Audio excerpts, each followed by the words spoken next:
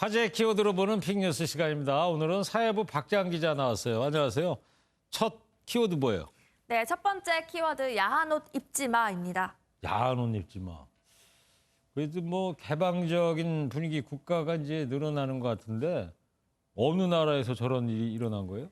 네, 우리나라 이야기는 아니고요. 탄자니아라는 국가에서 일어난 이야기입니다.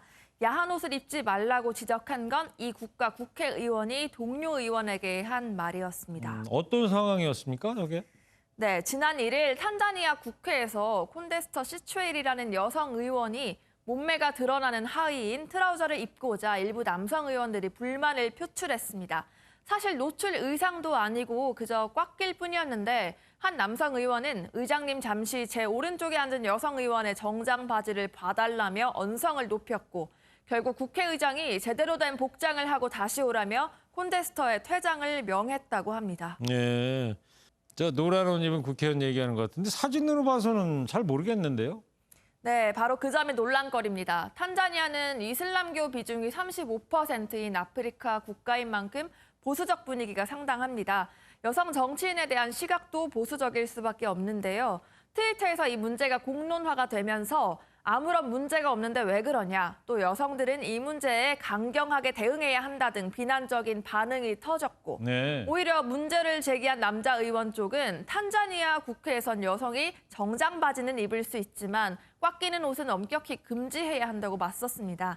결국 탄자니아 여성 의원들은 이에 항의하는 입장문을 냈습니다. 네. 탄자니아가 그 아프리카 이 동부 쪽에 있는 나라고 그 퀸의 그 프레디 머큐리 네. 그 사람 저 태어난 나라이기도 하지 않습니까? 예. 근데 이 탄자니아 말고 영국에서는 또 하의 실종 패션으로 뉴스를 진행했다고 그래서 뭐 화제가 됐다면서요? 네, 맞습니다. 탄자니아 소식과는 달리 유쾌한 이야기인데요. BBC 심야 뉴스 프로그램에서 지난 2일 밤 쇼 시작과 동시에 앵커 쇼 레이가 맨다리에 상의 정장만 입고 나온 겁니다. 자연스러운 하의 실종 패션을 연출하면서 시청자들의 폭소가 터졌습니다.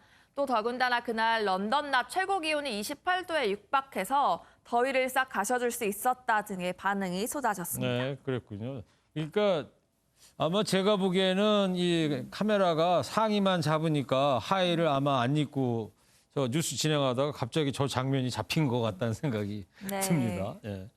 근데 우리나라는 어때요?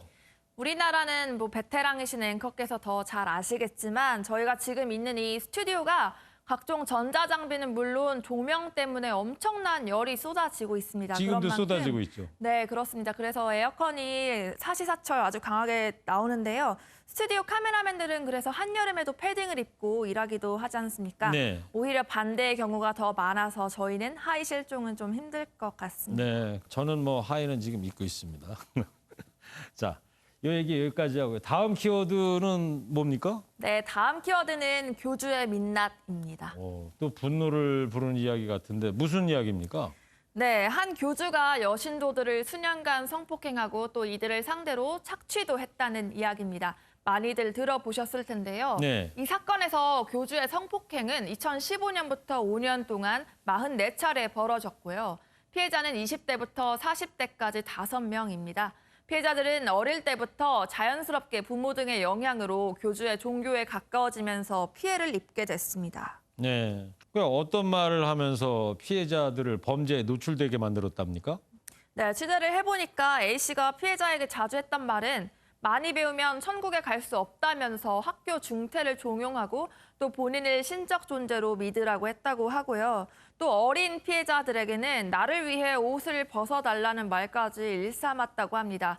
정말 악마와 다름없었지만 성장 과정을 이 종교에서 지냈던 피해자들에겐 세뇌된 신적 존재였던 거죠. 네.